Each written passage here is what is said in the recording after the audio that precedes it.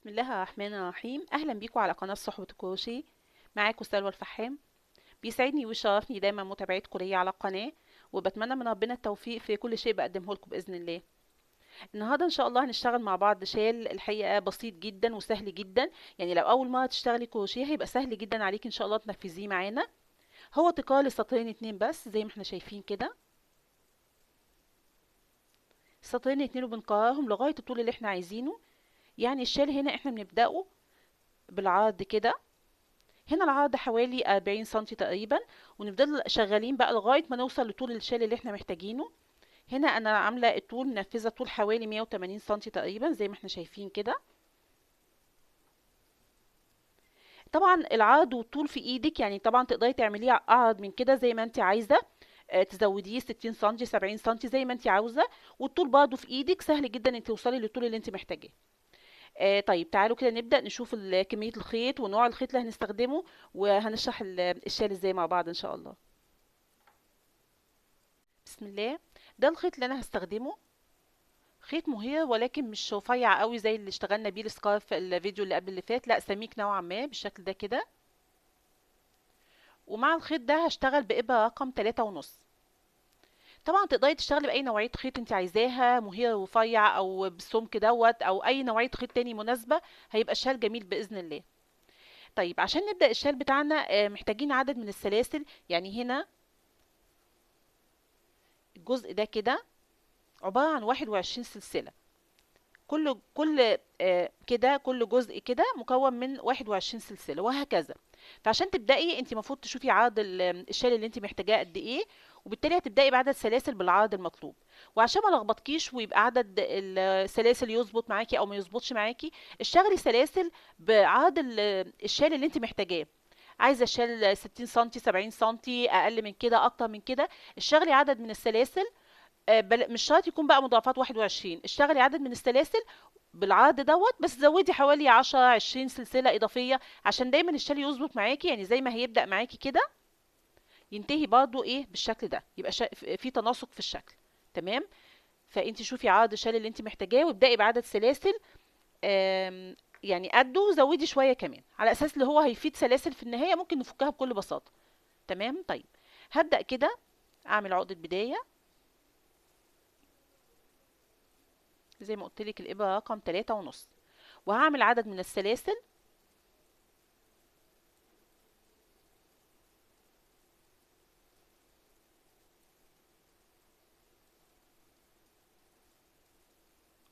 بفرض ان هو ده كده عرض الشال اللي انا محتاجاه، اشتغلت عدد من السلاسل اهو، وزودت طبعا شويه على اساس زي ما قلت لك يظبط معايا، ولو فاض سلاسل في البدايه في النهايه هفكها بكل بساطه.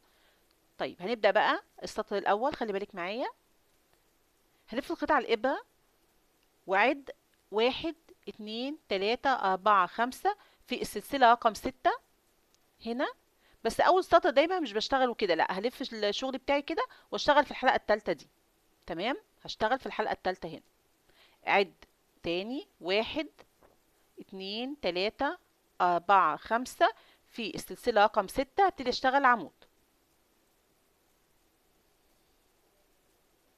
الثلاث سلاسل ديت الاولانيين انا بعتبرها اول عمود. دايما في بدايه الشال ونهايه الشال هبدا الشال بعمود وهنهيه بعمود، فالعمود ده مش معايا في العدد، هو ثابت معايا الشال كله عشان ما تتلخبطيش اللي في الاول وفي الاخر. لكن هنبدا نعد من العمود دوت. هعد كده: 1، وبعدين اعمل سلسله والف الخيط على الابره وافوت سلسلة، وفي السلسلة اللي بعدها بشتغل كمان عمود في اللفة التالتة. هو أول سطر بس اللي هيبقى إيه نشتغله بالشيش عشان بس يبقى مريح كده في الشغل. يبقى كده زي ما قلت لك التلات سلاسل دول بعتبرهم عمود أول. سوري، العمود اللي في أول الشال مش بعده خلاص، أنا مش هعد ده ولا هعد آخر عمود. نبدأ من هنا: عمود سلسلة عمود سلسلة، كده 2. هفوت غرزة وفي اللي بعدها اشتغل عمود، كده 3. وبعديه سلسلة، هفوت غرزة وفي اللي بعديه اشتغل عمود، كده 4. سلسلة، هفوت غرزة وبعدين اشتغل عمود. كده كام عمود اشتغلناه؟ ملناش دعوة بالأول ده، هنعد كده: 1 2 3 4 5، 5 أعمدة. وده كده الجزء الاول اللي هو ده كده مكون من خمس اعمده. خلاص، وبعدين نبدا الجزء التاني ده 5 اعمده برضه بينهم سلسله. هنشوف ازاي. فانا دلوقتي محتاجه اعمل الزاويه الاولى. هعملها ازاي؟ بعد ما اشتغلت 5 اعمده وبينهم سلسله، هشتغل 1 2 3 والف الخيط على الابره، وهبدا المجموعه التانيه بنفس الغرزه اللي انا اخر غرزه اشتغلت فيها اهي. اخر غرزه اشتغلت فيها هبدا المجموعه التانيه. هعمل عمود واعد كده، ده العمود الاول 1 وبعدين سلسله، هسيب سلسله وفي اللي بعدها هشتغل عمود سلسله كده 2، هسيب سلسله واشتغل العمود رقم 3 وبعديه سلسله، هسيب سلسله واشتغل العمود رقم 4 وبعديه سلسله، هسيب سلسله واشتغل العمود رقم 5.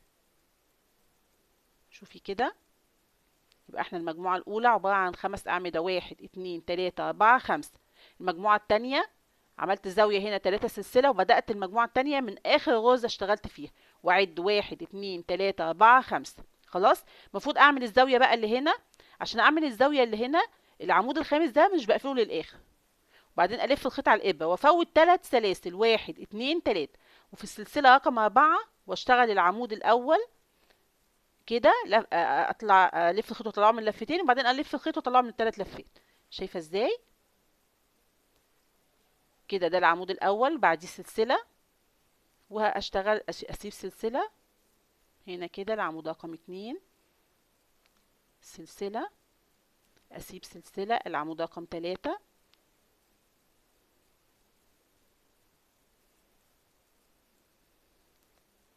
سلسله، اسيب هنا سلسله والعمود رقم 4، سلسله، هسيب من هنا سلسله واشتغل العمود رقم 5. تعالي نشوف كده. شايفه ازاي؟ يبقى احنا كده دايما بيبقى فيه زاويه لفوق كده وزاويه للاسفل هنا، زاويه فوق وزاويه للاسفل، وبينهم 5 اعمده. احنا قلنا العمود ده مش بنعده، خلاص اهو. يبقى انا بشتغل 1 2 3 4 5. يبقى ده كده ايه؟ الجزء الاول اهو، 5 اعمده بينهم سلسله، وبعدين اعمل الزاويه اللي هي 3 سلاسل، وابدا المجموعه الثانيه من هنا لهنا، 1 2 3 4 5، 5 سلاسل، 5 اعمده، وبعدين اعمل الزاويه دي اللي هي عباره عن ان انا بسيب من هنا 3 غرز، وابدا المجموعه اللي بعدها 1 2 3 4 5. يبقى انا دلوقتي هعمل الزاويه اللي فوق اللي هي عباره عن 3 سلاسل، وهكذا هفضل شغاله كده. هنا هعمل الزاويه اللي هي الفوق، بعملها ازاي؟ بعمل 3 سلاسل، 1 2 3، الف الخيط على الابره، ببدا المجموعه الجديده من اخر غرزه اشتغلت فيها، اخر سلسله اشتغلت فيها اهي. هبدا المجموعه اللي بعد كده، عمود 1 سلسله، افوت، انا بقلب الشغل كده، بفوت سلسله واشتغل العمود رقم 2، سلسله، افوت سلسله العمود رقم 3، سلسله، افوت سلسله،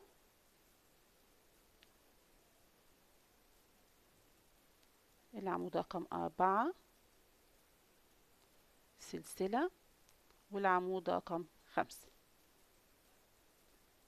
بس مش هنهيه للاخر، تعالوا نعد نتاكد، 1 2 3 4 5.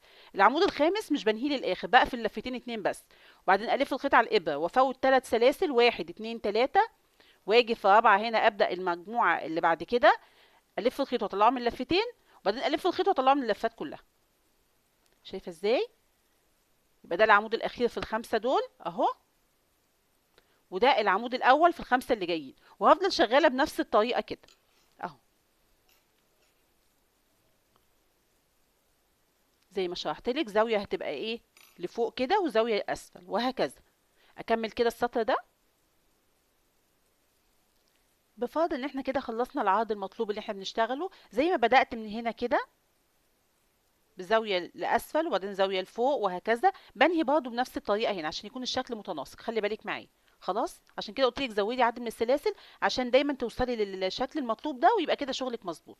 طيب هنا بقى في اخر السطر هنظبطه ازاي؟ احنا اشتغلنا كده الخمس اعمده اهم، واحد اتنين تلاته اربعه خمسه. تمام. اخر حاجه زي ما قلت لك الشال بدأ بعمود، هننهيه برضه بعمود ثابت معايا الشال كله. فبشتغل ازاي؟ بلف الخيط على الابره وافوت سلسله واجي هنا اشتغل العمود اللي هو الثابت معايا الشال كله بالشكل ده. وطبعا الجزء دوت زياده هنفكه بشويش غرزه غرزه كده ويبقى ايه شغلنا كده مظبوط. طيب تعالوا نشوف السطر التاني هنشتغله ازاي. السطر التاني خلي بالك معايا هرتفع 3 سلسله، واحد اتنين تلاته، والف الشغل بتاعي، لف الخيط على الابره، هفوت العمود دوت وافوت السلسله دي وابدا من العمود التاني ده. يبقى احنا اتفقنا 3 سلسله فوق العمود الثابت معانا اهو، ده كده ثابت معانا. هفوت العمود الاول ده وافوت السلسله دي كمان وابدا من العمود ايه التاني ده على طول واشتغل اعمده. خلي بالك معايا، عدي معايا كده. هشتغل من هنا كده اول عمود اهو، واحد زي ما قلت لك الثلاث سلاسل دول عمود بس بيبقى ثابت معايا عشان كده مش بعده، انا بعد من اول هنا كده.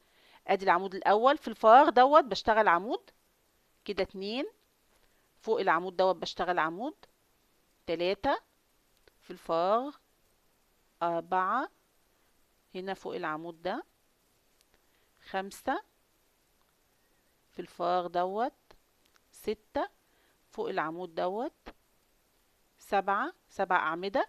هنيجي هنا للزاوية اهي المكونة من 3 سلاسل، هشتغل ايه؟ هشتغل 2 عمود داخل الزاوية، واحد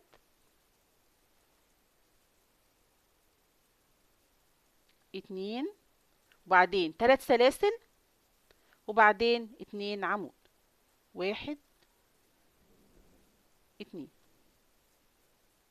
خلي بالك معايا، يبقى احنا الجزء دوت كده بقى عبارة عن كام عمود؟ 11 عمود. عدي معايا كده، 2 4 6 7 8 9، سوري 9 أعمدة. الجزء ده كده 9 أعمدة اهو، 9 أعمدة مفيش بينهم سلسلة ولا حاجة.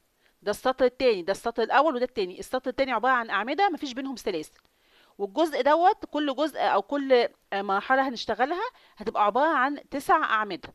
طب احنا كده خلصنا التسع أعمدة دول، عملنا 3 سلسلة وهنبدأ في ايه؟ في الجزء التاني. عملنا 2 عمود اهم، واحد اتنين، نعد مع بعض، اتنين فوق العمود دوت هنشتغل عمود يبقى كده 3 في الفراغ، 4 5 6 7 8، وهنا العمود رقم 9. العمود رقم 9 بلف الخيط واطلعه من لفتين بس كده، مش هنهيه للآخر، وأبدأ في العمود الأول للمجموعة الجديدة. هبدأها منين؟ اللي هنا الجزء المجمع ده مش هشتغل فوقيه حاجة، ببدأ على طول من العمود ده. شايفة ازاي؟ هنا كده، وابدأ العمود الأول ألف الخيط واطلعه من لفتين، وبعدين ألف الخيط بقى واطلعه من الثلاث لفات كده، كأني جمعت العمود الأخير والعمود الأول مع بعض. شايفة ازاي؟ وأكمل كده، ده واحد أهو العمود الأول، واحد، أعد هنا كده، اتنين تلاتة أربعة خمسة ستة سبعة، وصلت هنا للزاوية اهي، هشتغل عمودين كده، 8 9. يبقى الجزء دوت عبارة عن 9 أعمدة اهو. عدي معايا عشان بس ايه الشغل يكون مظبوط معاكي. وبعدين بعمل 3 سلاسل، واحد اتنين تلاتة، وابدأ الجزء الجديد. هبدأ هنا في الزاوية باتنين عمود، واحد اتنين تلاتة أربعة خمسة ستة سبعة تمانية، وزي ما اتفقت معاكي العمود التاسع مش بنهيه للآخر اهو. هنا بلف الخيط واطلعه من لفتين اتنين بس، بعدين الف الخيط على الابره وافوت الجزء المجمع دوت، واجي هنا عند العمود دوت ابدا العمود الاول باني انا الف الخيط واطلعه من لفتين بس، وبعدين الف الخيط واطلعه من الثلاث لفات. شايفه ازاي؟ دايما هيبقى عندي ايه عمودين مجمعين كده، الاخير من هنا والاول من الجزء الجديد. وابدا بنفس الطريقه برضو اشتغل بنفس الطريقة ونرجع ننهي السطر ده سوا. شايفة ازاي؟ اهو. خلي بالك هننهي السطر ده ازاي. انا بدأت الجزء الاخير اهو، عملت 2 عمود اهم، 2 عمود، هنا 3، 4، 5،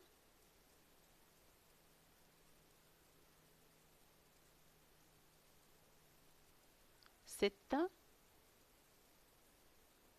7، 8، 9. وبعدين في الاخر هنا زي ما فوتنا في الاول عمود وسلسله، هنا برضه هفوت السلسله ديت والعمود دوت، مش هشتغل فيهم حاجه، وانهي السطر بتاعي بعمود فوق السلسله الثالثه من الثلاث سلاسل الاولى اللي انا بعتبرها عمود الاول في الشال اهو. شايفه ازاي؟ بنفوت سلسله والعمود دول مش بنشتغل فيهم حاجه، بنشتغل عمود فوق السلسله الثالثه من الثلاث سلاسل الاولى اللي انا بعتبرها عمود. دي طريقه قفله السطر دوت، لان هو ده السطر دوت والسطر اللي جاي هما اللي هتكرروا معانا الشال كله. طيب السطر رقم 3 هرتفع 3 سلسلة واعتبرها العمود الأول للشال. خلاص اهو. خلي بالك معايا، لف الشغل بتاعي، لف الخيط على الإبرة وأبدأ المجموعة الأولى اللي هي من هنا لهنا كده. شوفي هشتغل ازاي. احنا العمود الأول ده خلاص ارتفعنا فوقيه 3 سلاسل، عمود ثابت معايا، بعد 1 2، بعد هنا كده 1 2 وببدأ من العمود ده، العمود رقم 3 ده. بسيب العمود الثابت معايا ده اللي انا مش بعده، بعد 1 2 وببدأ من هنا. هشتغل عمود، سلسلة، هفوت عمود، اشتغل عمود، سلسلة وافوت عمود، اشتغل عمود، سلسلة وافوت عمود، وهنا عمود، سلسلة، وجوه الفراغ بشتغل ايه؟ عمود. تعالوا نعد كده. احنا قلنا ده مش بنعده معانا، بنعد كده 1 2 3 4 5، 5 أعمدة بينهم سلسلة. رجعنا تاني للسطر الأول اللي احنا كنا شغالينه. يبقى سطر عمود سلسلة، والمجموعة بتبقى عبارة عن 5 أعمدة بينهم سلسلة، وسطر عواميد بيبقوا 9 أعمدة جنب بعض. هما دول السطرين بتوعنا اللي بيتكرروا معانا. هبدأ المجموعة الجديدة الأول، أعمل الثلاث سلاسل 1 2 3 بتوع الزاوية، وأبدأ المجموعة الجديدة. هشتغل هنا كده عمود جوه الزاوية أهو، وبعديه سلسلة، أعد كده 1،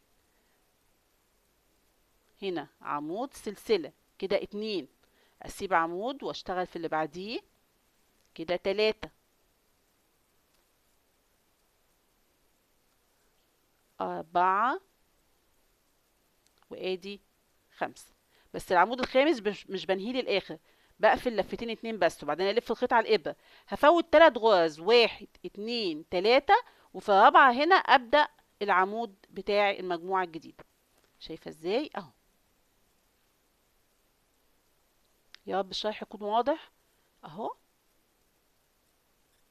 خلاص اشتغلت المجموعه الجديده، بداتها بعمود، سلسله، هفوت هنا غرزه، كده 2، سلسله،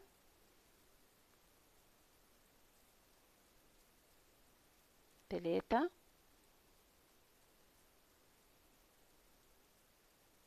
4، 5.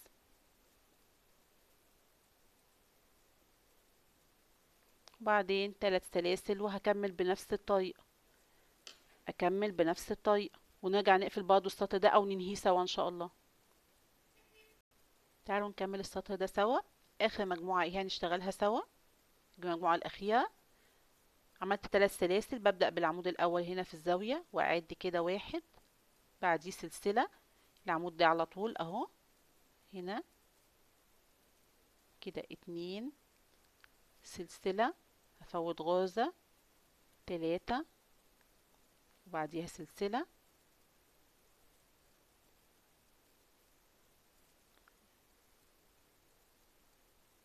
4،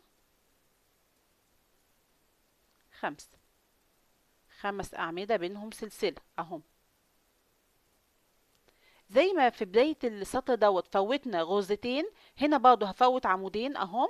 شايفة ازاي؟ مش هشتغل فوقيهم حاجة، هلف الخيط على الإبرة وبشتغل عمود في السلسلة الثالثة من الثلاث سلاسل ايه الأولى دي. شايفه ازاي اهو. دي طريقه نهايه السطر ده برضه، بفوت اخر عمودين مش بشتغل فيهم حاجه وبنهي السطر بالشكل ده. عمود فوق السلسله الثالثه من الثلاث سلاسل اللي بعتبرها اول عمود. خلاص. طيب السطر التاني خلاص، هما السطر التاني والتالت هما دول اللي هيتكرروا معايا. السطر التاني والتالت، يعني أنا دلوقتي السطر العواميد اللي هو عباره عن السطر التاني. شوفي هنشتغلوا ازاي مع بعض. هنرتفع 3 سلسله، هلف الشغل بتاعي، خلاص احنا عرفنا بقى اهو. هلف الخيط على الابره، هفوت العمود الاول ده والسلسله دي مش هشتغل فيهم حاجه، عمود وسلسله، وابدا من العمود التاني ده على طول. هشتغل اهو اعمده، هشتغل بسرعه معاكي اهو. واحد، ده سطر الاعمده صح، واحد. يبقى المجموعه مكونه من كام عمود؟ 9. 2، 3، 4، 5، 6، 7، 8، 9.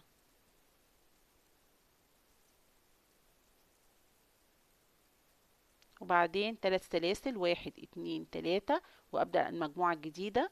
عدي معايا، 1 2 3 4 5 6 7 8. والعمود رقم 9 مش بقفله للاخر، بلف الخيط واطلعه من لفتين اتنين بس، وبعدين الف الخيط على الابره وافوت العمودين المجمعين دول، واروح عند العمود دوت اشتغل العمود الاول في المجموعه، الف الخيط واطلعه من لفتين، هيبقى عندي 3 لفات، الف الخيط واطلعه من الايه، من الثلاث لفات. كده بجمع اخر عمود في المجموعه ديت مع اول عمود من المجموعه الجديده. شايفه ازاي؟ وهكرر بقى بنفس الطريقه دي. يبقى السطر دوت هنشتغله بنفس الطريقه. شايفه ازاي؟ دايما هنا هيبقى ايه، خط مستقيم كده، عمود دايما بننهي ونبدأ بعمود. هكمل السطر ده ونرجع نشوف شكله. السطر ده بنهيه ازاي؟ بعد ما خلصت اخر مجموعة بلف الخيط على الابرة، بفوت سلسلة وعمود واقفل وانهي السطر بغرزة منزلقة فوق السلسلة الثالثة من الثلاث سلاسل الاولى دي اللي انا بعتبرها عمود. شايفة ازاي اهو؟ بفوت سلسلة وغرزة، سلسلة وعمود زي ما فوتت في اول السطر سلسلة وعمود. كده خلص معايا السطر دوت. السطر اللي جاي تكرار للسطر رقم 3. تعالي نشوف ازاي اهو. برتفع 3 سلاسل، الف الشغل بتاعي، هبدأ منين؟ خلي بالك معايا، هبدأ منين؟ هفوت العمود الاول والتاني، هفوت العمود الاول ده والعمود التاني ده وابدأ من هنا على طول، بنفس الطريقة بقى اللي اشتغلت بيها ايه، السطر ايه، رقم 3. يبقى 2 و3 قررناهم تاني اهو. 2 و3 قررناهم تاني، ادي هنا ده تكرار للسطر التاني، واللي انا هشتغله دلوقتي تكرار للسطر التالت، وهكذا. هما السطرين دول هيفضلوا يتكرروا معايا كده زي ما شرحت لك بالظبط، لغايه ما توصلي بقى للطول اللي انت محتاجاه. ده بفرض ان هو ده ايه، عرض الشال اللي انت يعني اللي انت محتاجه ان انت تشتغليه. في نهايه الشغل بقى، انا هنا بس عشان الشغل يكون متماسك نوعا ما، في نهايه الاطراف هنا اشتغلت كده ايه، سطر من غرز منزلقه. يعني فوق كل سلسلة اشتغلت غرزة منزلقة عشان تكون طرف الشال كده متماسك بالشكل ده. هنا بعد ما تخلصي شغلك هتعملي فوق كل غرزة من دول غرزة منزلقة، بس طبعا خلي بالك نهاية الشال تبقى زي البداية. يعني احنا بدأنا هنا بعمود سلسلة عمود سلسلة، النهاية برضو بتاعت الشال تبقى عمود سلسلة عمود سلسلة، اللي هو السطر ايه اللي جاي. طيب وزي ما قلت لك تشتغلي بعد كده على على كل سلسلة تشتغلي غرزة منزلقة في البداية وفي النهاية عشان يكون متماسك بالشكل ده كده. شايفه ازاي؟ ما يتنيش يعني، يبقى شكله مش ضعيف. وده كده شرحي البسيط للشال. اتمنى ان شاء الله يكون الشرح واضح وبسيط زي ما قلت لك، بس انا حبيت اشرحه لك بالعدد عشان وانت شغاله ما تتلخبطيش خالص، ويكون الاعداد دايما معاكي مظبوطه، يطلع الشال معاكي كله مظبوط باذن الله وظريف. اتمنى ان شاء الله يكون الشال شكله عجبكم، ويكون الشرح مفيد بالنسبه لكم ان شاء الله، ونتقابل باذن الله على خير في فيديو جديد، والسلام عليكم ورحمه الله وبركاته.